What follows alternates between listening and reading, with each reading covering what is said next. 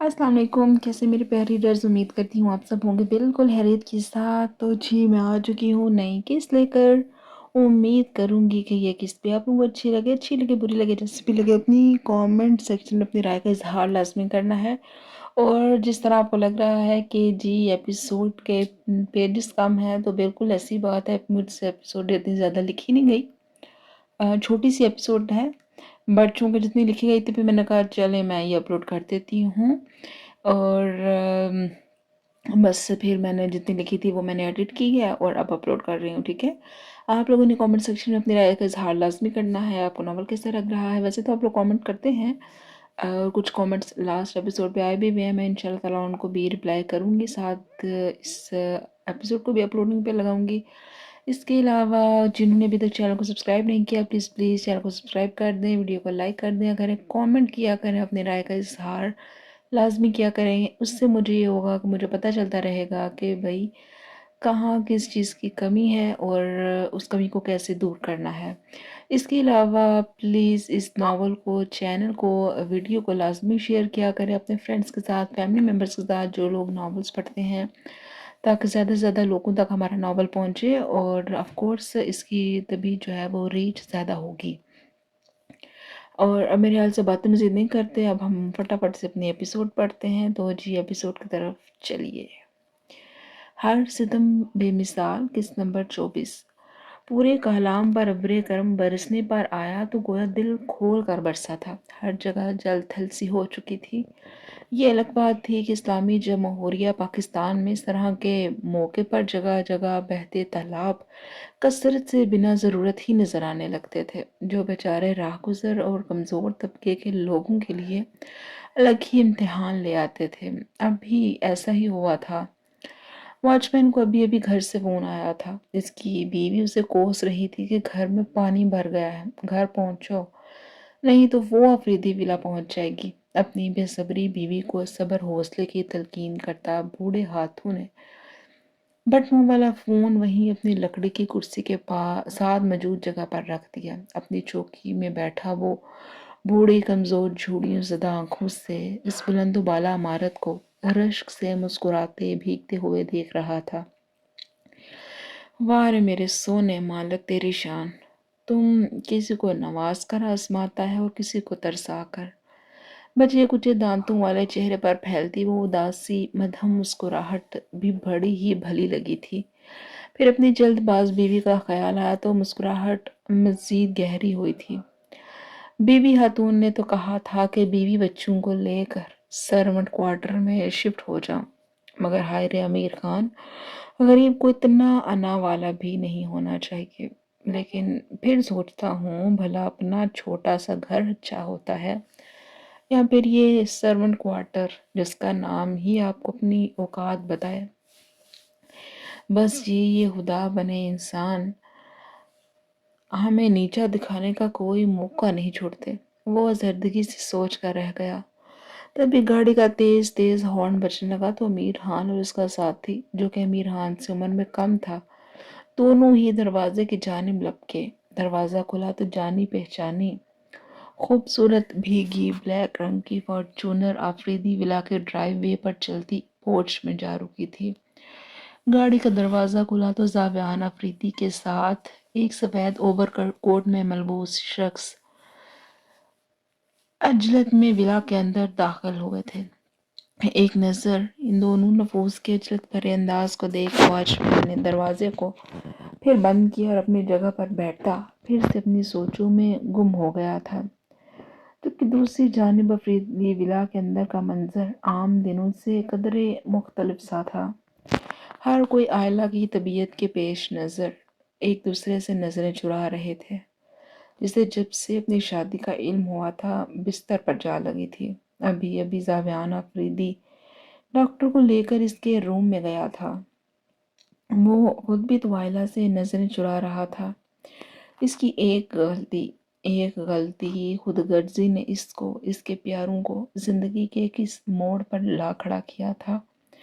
ना वो आइलीन के साथ वो ना इंसाफी करता, ना जिंदगी इन सबकी बेबसी का यूं तमाशा देख रही होती।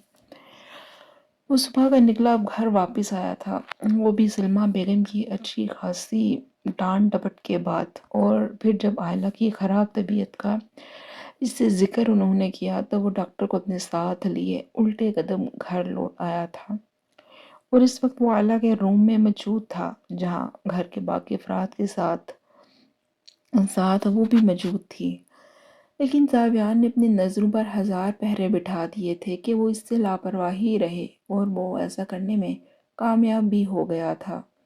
وجہ کیا تھی؟ وجہ یہ تو بالکل بھی نہیں تھی کہ وہ اب عامل کے عملوں کی سزا آئلین کو دینے جا رہا تھا، جس طرح 2 سال پہلے باقی سب کے فیصلوں کی سزا صرف آئلین کے حصے میں آئی تھی۔ وہ تو محض وقت چاہتا تھا تاکہ ایک بار پھر سے وہ اس کے ساتھ زیادتی نہ کر دیتا۔ دوسری جانب جیسے بے گناہ ہو کر بھی آئلین زاویان افریدی سے چھپتی پھر رہی تھی۔ کہتے ہیں ہر انسان اپنے فعل کا خود ذمہ دار ہوتا ہے اور اس کے نتائج بھی خود اس کی ذات ہی بھگتے گی، لیکن یہ شاید محض آخرت کے لیے تھا، کیونکہ اس دنیا میں تو ہم کبھی اپنوں کی وجہ سے تو کبھی ان کے فیصلوں کی وجہ سے اچھے یا پھر برے نتائج بھگتنے پر مجبور ہوتے ہیں۔ کم از کم آئلین کو تو اپنی پوری زندگی میں ہوتے پے در پے واقعات نے یہی سمجھایا تھا۔ ڈاکٹر آئلہ کا چیک اپ کرنے کے بعد کچھ ضروری ہدایات دیتا روم سے نکل گیا تو اس کے پیچھے ہی زاویان آفریدی بھی گیا تھا، جبکہ آئلین نے کتنی ہی ساعتوں کے بعد اس اداس بوجھل فضا میں کھل کر سانس لیا تھا۔ آپ کو یہ لگتا ہے کہ آئلہ افریدی کو آپ اپنے حساب کتاب کلیئر کرنے کے لیے استعمال کر سکتے ہیں تو یہ آپ کی سب سے بڑی بھول ہے۔ خوبصورت گلابی آنکھوں سے ایک ساتھ کتنے ہی آنسو سرخ اور بخار سے تپتے چہرے کی زینت بنے تھے، بے رنگ موتی خوبصورت آنکھوں سے نکلتے سفید تکیے میں جذب ہوتے بے مول ہوئے تھے۔ میں آئلہ افریدی آج سے اور ابھی اور اسی وقت سے عامل افریدی آپ سے دستبردار ہوتی ہوں۔ میری فیلنگز کو میں آپ کی دشمنی کی بھینٹ کبھی چڑھنے نہیں دوں گی۔ اب کی بار اپنے لبوں کو سختی سے کچلتے اس نے جیسے اپنے منہ سے نکلتی سسکی کو روکنے کی کوشش کی مگر ناکام ٹھہری۔ بائیں ہاتھ کی پشت کو منہ پر رکھتے جیسے اس نے مزید سسکیوں کا گلا گھونٹا تھا۔ کچھ دن پہلے اس نے کتنے زوم سے اس شخص کے منہ پر یہ الفاظ مارے تھے کہ وہ خود کو اب بچا لے گی، خود کو عامل آفریدی سے دور کر لے گی، مگر اب کیا؟ اپنے ہی کہے لفظوں کی بازگشت جیسے جیسے اس کے کانوں تک پہنچ رہی تھی اسے مزید رونا آنے لگا تھا۔ اپنی ناقدری، اپنے وجود کی حیثیت اسے وقت نے بہت اچھے سے یاد کروا دی تھی۔ کیا ایک عورت کے وجود کی، اس کی عزت نفس کی کوئی اہمیت نہیں ہوتی؟ کیا ایک عورت کے الفاظ پتھر پر لکیر کبھی نہیں ہو سکتے تھے؟ کیا ایک عورت بیوی، بیٹی، ماں ہر روپ میں صرف کمپرومائز کرنے کے لیے بنی تھی؟ مرد کیا صرف حاکم بننے کے لیے پیدا ہوا تھا؟ کیوں تھا یہ معاشرہ عورت کے معاملے میں اتنا بے رحم اور سنگ دل؟ دوسری جانب آئلین جو سب کے جانے کے بعد اس کے پاس ہی رکی ہوئی تھی، چونک کر آئلہ کی جانب متوجہ ہوئی۔ زاریہ بھی یہاں نہیں تھی۔ اس وقت آئلہ کو اپنی دوست کی ضرورت تھی اور آئلین افریدی اس وقت اپنی دوست کے پاس موجود تھی۔ وہ ان مردوں کی طرح کنزرو اور بدلہ بدلہ نہیں کھیل سکتی تھی۔ اس سے فی الوقت اپنی ذات سے جڑے تمام اختلافات کو بھول کر بحیثیت ایک دوست کے اپنے کچھ فرائض ادا کرنے تھے۔ آئلہ، اس کا نام لیتے آئلین کا لہجہ بھی غمگین سا تھا۔ آئلہ نے یوں ہی لیٹے لیٹے چہرہ موڑ کر اپنی دائیں جانب دیکھا تو جانے کتنے ہی لمحے وہ بے دھیانی میں اسے گھورنے لگی۔ مت رو پلیز۔ وہ جو آرام دہ کرسی پر بیٹھی آئلہ کے جاگنے کا انتظار کر رہی تھی، اس کی وہ شکوہ آنکھیں خود پر ٹھہرتے دیکھ وہ اپنی جگہ سے اٹھتی اس کے قریب ہی بیڈ پر بیٹھ گئی تھی۔ پورے روم میں ملغلرہ سا اندھیرا پھیلا تھا۔ بس کرو، مت رو، پہلے ہی تمہاری طبیعت ٹھیک نہیں۔ आयला ने नहायत खामोश नजरों से आइलीन को देखा था, जो कि खुद भी उलझी बिखरी थी मगर इस वक्त उसे समेटने पहुंच चुकी थी। ये वो लड़की थी जिसकी कदर उसके भाई ने नहीं की थी, और अब उससे अपने जज्बात की, अपने इज्जत नफ्स की कुर्बानी देकर इन रिश्तों को बचाने के लिए चुना गया था। ये वो लड़की थी जिसे वो कल तक अपने भाई का कसूरवार कह आई थी, और जाने कितनी ही बातों के तंज इल्जामात बिना कुछ सोचे समझे इसकी झोली में डाल आई थी। लेकिन आज आज आयला को इसका हर फेल, उसकी हर बेजारी और धुतकार की वजह समझ आने लगी थी। दूसरी जानिब आइलीन आयला की आंखों के बदलते तासुरात, संजीदा तासुरात देख मजीद अपना आप कसूरवार लगने लगा था। आयला प्लीज कुछ मत सोचो। नरमी से उसने आयला का बेड पर पड़ा हाथ अपने हाथों में लेते इसे मजीद खुद को परेशान करने से बाज रखा था। इस पर आयला गहरी सर्द सांस हवा का सपुर्द करती कोहनी के बल उठ गई थी। आइलीन ने फौरन से आगे बढ़कर उसके पीछे तकिया सेट किया था, जिसके बाल अब कैचर की जकड़ से बिल्कुल आज़ाद उसके इर्द गिर्द बिखरे हुए थे। आंखें हल्की हल्की सूजी हुई थी जबकि चेहरा सता हुआ था।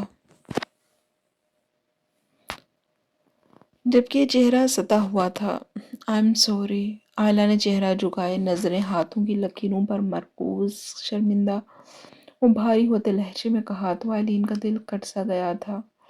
ये उसकी हंसती मुस्कुराती चहकती हुई दोस्त तो कहीं से नहीं लग रही थी। आयला, क्या मेरे लाला इतने बुरे हैं जो तुम रो रो कर खुद को न सिर्फ हलकान कर चुकी हो बल्कि बुखार तक चढ़ा लिया है खुद को?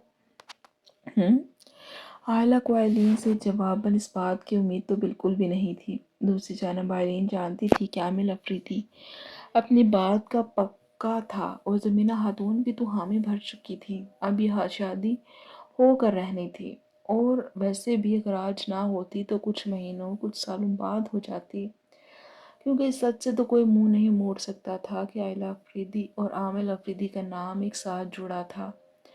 यही वजह थी कि आइलीन ने खुद को संभालते आयला के चेहरे पर आते बाल पीछे को करते उसे समझदारी से समझाने की कोशिश की। इसकी बात पर आयला खामोश रही। कहती भी क्या, कहने को कुछ था ही नहीं इसके पास। जबकि आयला के इस अंदाज पर आइलीन ने गहरी सांस ली थी। तुम्हें एक बात कहूँ? आयला का सर पड़ता ठंडा हाथ अपने हाथों में थामे वो गोया हुई तो आयला खामोश नजरों से उसे घूरने लगी थी। मेरी शादी तुम्हारे लाला से ज़बरदस्ती करवाई गई, हालांकि इसमें उनकी मर्जी शामिल नहीं थी। मेरी मर्जी थी या नहीं इसका जिक्र ही फजूल है। इर्तिज़ा की शादी ज़ाहरिया से ज़बरदस्ती करवाई गई, हालांकि हम सब इर्तिज़ा का ज़ाहरा की जानिब झुकाव से वाकिफ़ थे। फिर जाने क्या हुआ, इर्तिज़ा की शादी ज़बरदस्ती ज़ाहरिया के साथ करवा दी गई। इस रिश्ते पर भी इर्तिज़ा नाखुश था। ज़ारिया की मर्जी का जिक्र यहाँ भी नहीं निकला कभी। ज़ारिया ने भी खामोशी से इर्तिज़ा से शादी कर ली, जबकि ज़ारिया की पतली होती हालत, जर्द पीला फटक चेहरा क्या हमसे छुपा हुआ था? नहीं ना। आइलीन बोल रही थी जबकि आयला नासमझी से उसे देख रही थी।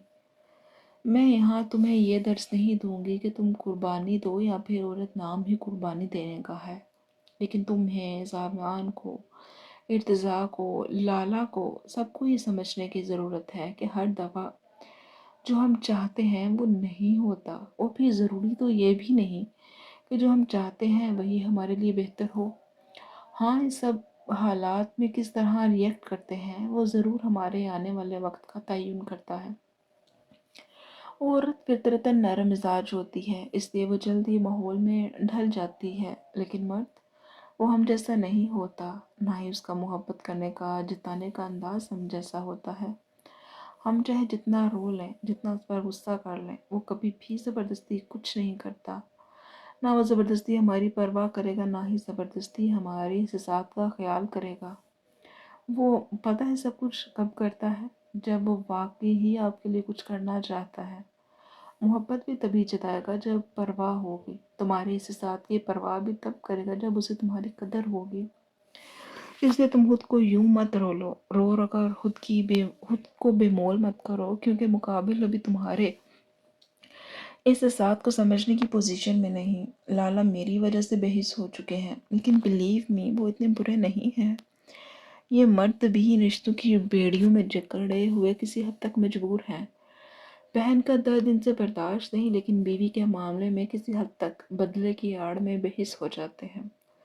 لیکن بالآخر یہ سارے مسائل حل ہو جاتے ہیں۔ تم ان سے بات کر کے دیکھ لو، وقت مانگ لو، شاید کوئی مفاہمت کی راہ نکل آئے۔ آئلین کی باتوں پر آئلہ کی نظروں کے سامنے وہ تمام پل کسی فلم کی مانند چلنے لگے تھے، جب عامل آفریدی اور آئلہ کے درمیان سے بدلے کی آگ رشتوں کی مجبوریاں نہیں تھی، جہاں وہ دونوں ایک ساتھ واقعی خوش تھے۔ پتہ نہیں، مجھے کچھ سمجھ نہیں آ رہی۔ جو بھی ہے آئلین، میں کسی بدلے کی بنا پر، کسی دشمنی کی بنا پر نئی زندگی کا آغاز نہیں کرنا چاہتی یار۔ آئلین کی باتوں کو وہ کسی حد تک سمجھی تھی، اور کچھ باتیں اس کے سر کے اوپر سے گزر گئی تھیں۔ میں خود کو اس آگ میں نہیں دھکیل سکتی، اور عامر وہ تو مجھ سے شدید نفرت کرتا ہے یار۔ میں جانتے بوجھتے کیسے آنکھیں بند کر لوں؟ آئلہ کی نظروں کے سامنے اب کی بار وہ سارے پل لہرانے لگے تھے، جب عامر نے سخت سستنائی تھی۔ عجیب وحشت غصہ ہوتا تھا اس کی نظروں میں، جنہوں نے واقعی آئلہ کو ڈرا دیا تھا۔ وہ آئلین اور زاریہ نہیں تھی جو صبر کملی نمونہ تھی، وہ ایسی بھی نہیں تھی جو چپ چاپ سب کچھ سہن کر لیتی۔ یہی وجہ تھی کہ جہاں کچھ دیر کے لیے آئلین کی باتوں کا کچھ اثر نظر آیا تھا، ایک بار پھر سے اس کے اندر غصہ اور ضد سر اٹھانے لگی، جبکہ اس کی سوئی وہیں اڑی دیکھ آئلین گہری سانس بھر کر رہ گئی تھی۔ اچھا چلو چھوڑو ان سب باتوں کو، تم مت سوچو اتنا۔ اس کا پھر سے خود سے الجھتی گہری سوچ میں جاتے دیکھ آئلین نے بات رفع دفع کی۔ کچھ کھاؤ کی بھوک لگی ہے؟ آئلین نے جتنے پیار سے پوچھا تھا، آئلہ منع نہ کر سکی اور اس بات میں سر ہلا گئی۔ اس سے پہلے کہ آئلین اس کے پاس سے اٹھ کر جاتی، آئلہ آگے بڑھ کر اس کے گلے جا لگی۔ Thank you and sorry. دوسری جانب آئلین اس کی حرکت پر مسکرا گئی۔ اس کی ضرورت نہیں، تم بس اپنا خیال رکھو میڈم۔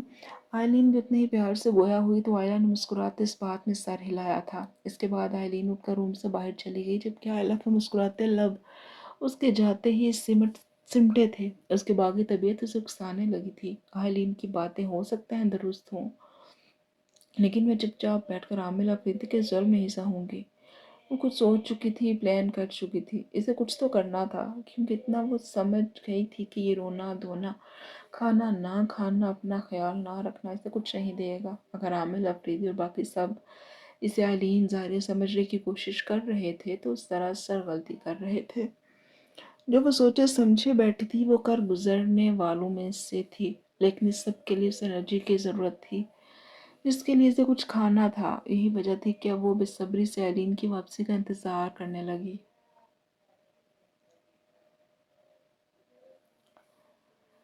باہر موسلادھار بارش برس کر اب تھک گئی تھی، ہاں، لیکن ہلکی ہلکی رمجھم اب بھی وقفے وقفے سے جاری تھی۔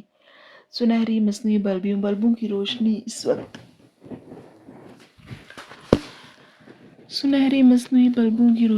وقت بھی ہر طرف کے بھیگے سماع کو زرد روشنی میں بھرنے کی بھرپور سعی کی تھی، ہاں، مگر فضا میں خاموشی قدرے زیادہ تھی۔